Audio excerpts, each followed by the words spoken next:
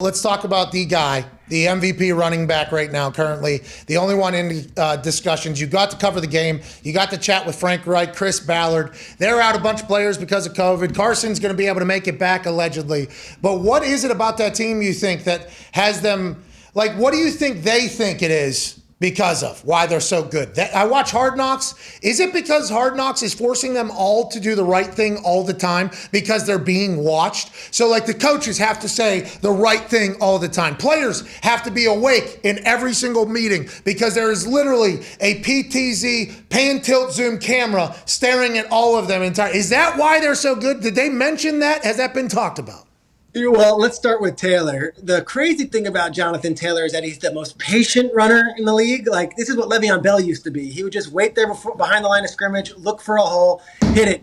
And then he's the fastest running back in the league. He hits 20 miles per hour when he hits open field. You saw the touchdown that he had against the Patriots. He also had a big run to start the game against the Cardinals. So he's big, he's reliable, he's patient.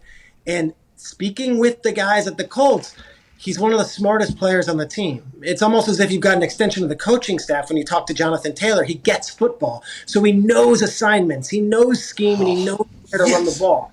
As for the rest of them, they're a great bunch of dudes, but they're really well coached. Frank Reich is a really good coach. Eberflus, you want to talk about right to the offensive line coaching. And then the guy that I was talking about, Bubba Ventrone on special teams, he's their hype guy, and he's been great on Hard Knocks as well. All of these guys are top of their field, whether it be Press Taylor or Mike Groh. All these guys have a lot of experience. And it's like from top to bottom, that team is so buttoned up that when Quentin Nelson and Darius Leonard are both out, and they find that out 48 hours and 24 hours before a game, they're kind of nonplussed. They're like, let's go just do what we do. We've got to go win football. And then Carson made the big throw when he had to, which is probably the first time he's done that all season. Don't want to break up this incredible conversation. HBO actually sent us a clip from tonight's Hard Knocks about the moment they found out about Quentin Nelson. This is an exclusive, by the way, from inside the thing. And you're right to what you just said. They heard they lost Q, they lost Darius. They didn't even blink. Here's an actual clip from Hard Knocks tonight, HBO. Hey, Parks, can you do me a favor? Can you text Tyler and tell him to bring my phone here, because I keep getting these Halo messages and I want to make sure it's not a COVID thing. It is COVID thing, Frank. Excuse me? It is COVID. Is it? Is it? What is it? Q. Who? Q. Who? Q. When? Don't panic. You're on camera.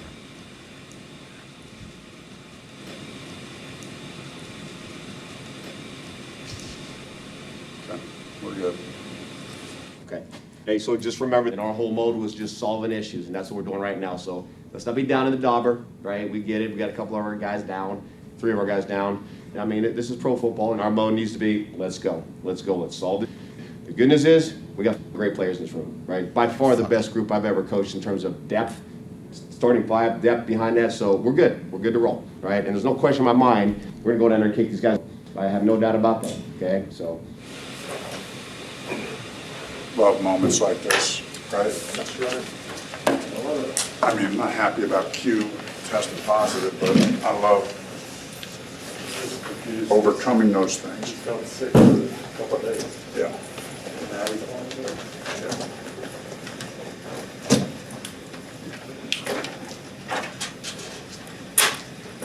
Hey, good news, Frank, you did. All right, you did, and that is what Hard Knocks and why Hard Knocks is so awesome. And shout out to HBO sending us that, by the way. Yeah. Thank you. Shout out. It's exclusive for tonight's show. Is that kind of just the feeling you had when you were talking to him on the ground, huh? That's the vibe. And they lost another lineman during the game. They had another injury, and Jack Doyle left the game. So they were down 4 offensive linemen and they're blocking tight end, and Jonathan Taylor just gobbled up yards the entire day for 100 plus. That's Frank Reich in a nutshell. And he is as steady as it comes. And if you speak with him, that kind of news would happen. Like if my kid's school is shut down, I'm throwing shit across my apartment. He loses Quentin Nelson, and it's like, I like this opportunity. This is an opportunity for us to overcome. Like, he's the real deal. He's the real deal. And they've been really lucky there, because you know how much I love Chuck Pagano, and he was the real deal too. So It's a great passing of the torch from Dungy to Caldwell to Pagano, and now you've got another gem in Frank Reich. you talked about all the crazy shit you got to deal with, injuries. That's the NFL every single year. But COVID has obviously become a very pivotal part of who's playing, who's not playing, how you shape your team, your salary cap in very important games. We actually got a clip from Hard Knocks sent to us today that said, hey, if you want to use this on your show, feel free, an exclusive clip. I would like you to watch this and think about, on the other side of this, Frank Reich, how do you immediately turn on the positive spin, or is that just something you have to do in the job? Run the clip. This is from Hard Knocks, airing tonight on HBO at 10 o'clock. Pretty incredible look into the chaos and the uncertainty that is the NFL season this year. Hey, Parks, can you do me a favor? Can you text Tyler and tell him to bring my phone here? Because I keep getting these halo messages, and I want to make sure it's not a COVID thing. It is COVID thing. Frank. Excuse me? It is COVID. Is it? What is it? Q. Who? Q. Who? Q. When?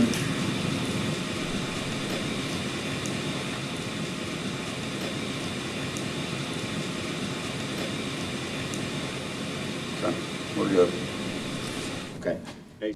Okay, so you see the moment of him having to process that and then realizing that everybody is watching him right now for his reaction. Is that something you just always have to keep in mind? And are there any moments where you go into your own office when nobody's around and go, what the fuck, dude? Is that, you think Frank did? Fudge, of course, Frank doesn't swear.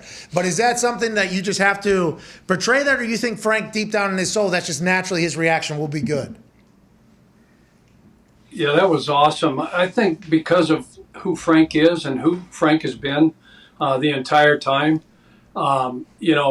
he's as steady as they come. And they've dealt, that team's dealt with more adversity than anybody has, going back all the way to training camp. So I think that's just who Frank is. And, at this point, you'd be kind of numb to it, whether it's Quentin Nelson, your quarterback, Darius Leonard. I mean, it's just like it's the new norm. And so the way he handled that, because the whole team's going to see that, and that's why they don't flinch. That's why when they go to Arizona and you get the lineup and you see who that starting line is, and they're missing 4 out of the 5 guys, and Q's out, this guy's out, Darius is out, and it's like there's no way, they got no chance, right? But that's the mindset and the culture that he's built and they continue to live by. And so again, your team's going to see that, your coaches are going to see that. Was that, I couldn't tell because it was so dark, was that like the quarterback meeting?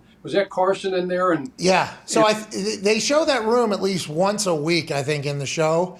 And I think Frank hangs out in the quarterback room. I think that is like where he almost hangs out at, because there was a speech last week about like trust your quarterback. We always believe in like trusting your quarterback. It's like he has Carson's ear and he's in there. I don't know if that's where he always is, but I do believe that was the quarterback room. Yeah. Yeah, maybe they were in there late because you saw the when Philbin was there. I know you guys talked about Philbin earlier today, as I caught part of that, and I love Joe Philbin. He's awesome.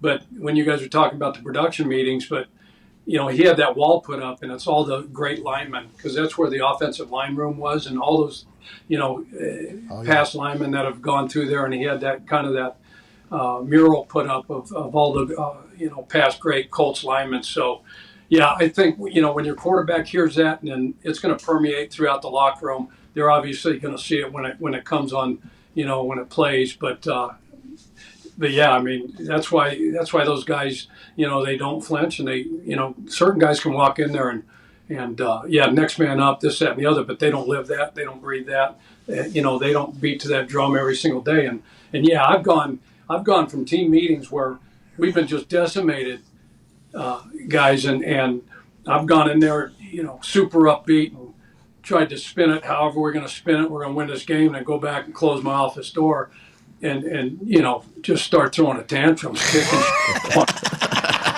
ask my assistant, hey, do you think they bought that shit? Are we okay? What do you think? That's awesome to hear. That's the human side of it all that never really gets put on display. And I actually mentioned this earlier to Schrags. Do you think the Colts are benefiting from Hard Knocks being in their building? Because they have to do everything right. People can't be sleeping in meetings because there's a camera literally in the meeting rooms. Coaches can't step out of any particular line that they wouldn't want to be seen by a bunch of people. So everybody is almost being watched every month. It might bring the best out of it. Not that they wouldn't normally, it's the NFL, but it might actually be bringing the best out of this team. I might be wrong, but I think that is at least a conversation piece. No, absolutely. And you, like Frank was like, who? You know, so there was part of me that said, you know, and he caught himself for a second, maybe because those cameras are there, but they have the final word. Yeah. You know, they can go back and they get to watch everything, and those guys show them, and they can say, hey, look, you know, Ballard's all over that, you know, and you know, no, we can't have this in there. We edit this out, edit that out. But again, I think everybody has to pause and take a deep breath before they react to anything, knowing that those cameras are all over that frickin' building. Chris Ballard cut out his speech in the, did you see he got a game ball from Frank? I noticed that. And then as he started to talk, it was a hard cut right to Carson Wentz gets a ball. And that had to have been Ballard going, I don't want any of my fucking words. Okay, I don't want any of me on this show. There's already too much on this thing.